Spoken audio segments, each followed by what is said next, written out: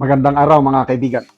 Bigyan natin ng reaction opinion itong post ni Attorney Anthony Lodalvi Vista. Isang international lawyer ito, dating prosecutor, special prosecutor sa Sandigan Bayan. Napakagaling niyang political analyst and he's also a very solid diehard Duterte supporter. Sabi niya, Sara Duterte and impeachment, why it will not happen.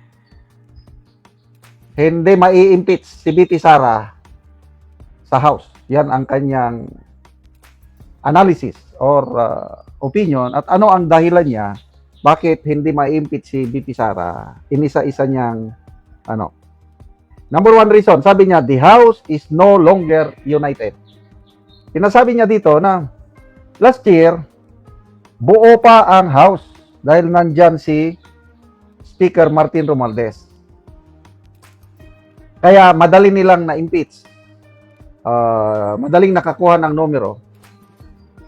Ano ba yun? 215 sa umpisa. Then later on, 215 signatures sa umpisa. Later on, maraming nadagdag dahil maraming humabol dahil sa pundo. Naging 280 yata, something. So, iba na daw ngayon. Hindi na united ang House. Medyo, yun nga ang National Unity Party. Parang ayaw nilang suportahan ang impeachment. So, yan ang unang rason niya. Pangalawang rason, election politics is now in play. Lahat, ang tinitignan ngayon, 2028 na. Kaya, isang factor yan na ang mga kongresista mamimili. Ano ba? Anong future ko sa 2028 kung pipirma ako sa impeachment ni BP Sara? Lalo na ngayon na mayroong balita lang ito sabi ni Cathy Binag sa kanyang source inside Iglesia ni Cristo. Ang sino mang kongresista o lawmaker, senador man o kongresista na boboto pabor sa impeachment ni BP Sara will be blacklisted until the fourth generation. Intindi naman nun. So, malaking factor yun. Kasi ang iglesia vote during election, napaka-importante. Pinag-aagawan yan, pinipilaan mga kandidato pumupunta sa Iglesia ni Cristo para magpa-endorso. So, kung totoo, yung hakbang na yan ng iglesia, malaking factor yan. Sa isang lawmaker, boboto ba siya o hindi? The Saldico development, sinasabi niya dito na the situation involving Saldico has added confusion rather than clarity. So, si Saldico kasi, siya ang major, of course, silang dalawa ni Martin Romualdez. Major player siya sa budget insertion whatsoever. Itong nangyayari kay Saldico is mag-iisip ang mga kongresista ngayon. Ano pa? The case is losing public force. Dumadami ang taong bayan na napupurnada sa impeachment kasi nga nagkataon na may krisis tayo sa langis tapos inuuna pa ang impeachment. Kaya sa nakakarami sa taong bayan I still believe na hindi nila sinusuportahan itong impeachment na ito. Kaya kung ako ang kongresista, ang aking constituents ayaw sa impeachment, bakit ko susuportahan? Ganun lang yun kasimple. So, losing public support. Okay. Next reason, political consolidation around the Duterte bloc. Unti-unti, dumadami na ang mga politiko na, sample, sa PDP laban.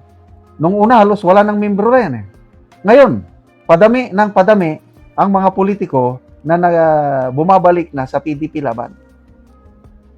Kasi, klarong-klaro naman na ang leading candidate sa 2028 for president is si Sara Duterte. Kaya kung ako rin ang politiko, didikit na ako sa Duterte. Ganyan na ang nangyayari ngayon. Ano ba? Economic pressure are shifting attention.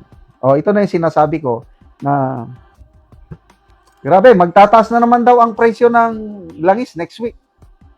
Imbes na ilang linggo ng pababa, tataas na naman next week. Kaya ako, Kakagabi, napilitan, nag-gas up na naman, nagpa-full tank. Ano pa rin? 3,000 ang ginagastos ko, halos kalahati lang ang naikarga. Dati-dati, yung 3,000, full tank na sa aking sakyanan. Ngayon, kalahati lang. So yun, yung pressure ng inflation, pagtaas ng dollar to peso exchange rate, nakakadagdag lahat yan sa usaping impeachment. Ano ba? The numbers are not there, sabi niya. Kulang. Kulang daw ang numero. Well, excuse me. Kung ang basihan mo, yung boto sa Committee on Justice, 53 na yun. So most likely, yung 53 na yan, boboto rin sa plenary. So kailangan na lang nila ng 53. So according to Attorney Vista, hindi nila kayang abutin yung 106, 1/3. Kung ako naman, I hope Attorney Vista is correct. Kailang ang opinion ko is, kaya nilang abutin yun. Dahil yung balibalita, na tawag ang mga House leaders, winawarningan ang mga kongresista na hindi boboto pabor sa impeachment, wala silang matanggap na pundo. So, yun ang malaking factor.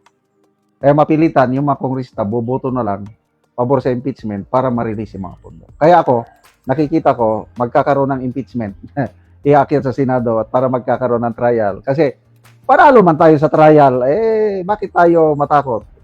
Para once and for all, matapos na ito, matuldukan na, i-trial na lang. Di ba?